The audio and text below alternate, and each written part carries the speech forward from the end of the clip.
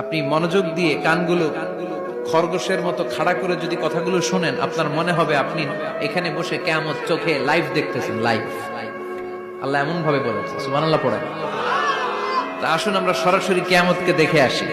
আসলে কিয়ামতটা কেমন বর্ণনা করছেন কে? আল্লাহ।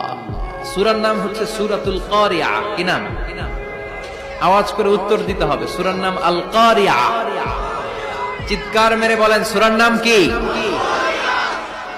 আল কারিয়া। এটা মাক্কি সূরা। কি সূরা? বিশ্বনবীর জীবনের দুইটা পর্ব, একটা মাক্কি পর্ব আর একটা মাদানী পর্ব। এটা মাদানী পর্বে নাজিল হয়নি, এটা নাজিল হয়েছে মাক্কি পর্বে। এই সূরার আয়াত সংখ্যা 11। এটা কোরআনের 101 নম্বর সূরা।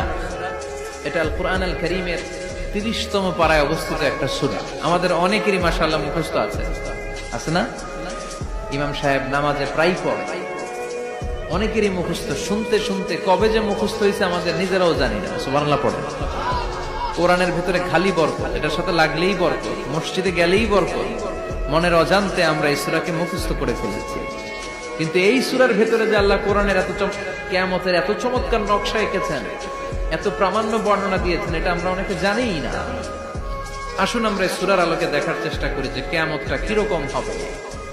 আল্লাহ একটা শব্দকে এই সূরার শুরুতে 3 বার উল্লেখ করে আমাদের দৃষ্টি আকর্ষণ করেছেন।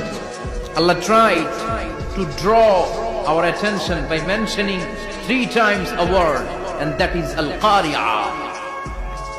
al-qari'ah শব্দটাকে তিনি 3 বার উল্লেখ করে আমাদের দৃষ্টি আকর্ষণ করেছেন। একটা শব্দ 3 বার বললে মানুষের দৃষ্টি আকর্ষিত হয় না? যেহেতু এটা আরব দেশে নাজিল হয়েছে, আবার মক্কায়, মক্কার লোকেরা আরবি বুঝে, তাদেরকে প্রথম বলা হলো আল কারিয়া।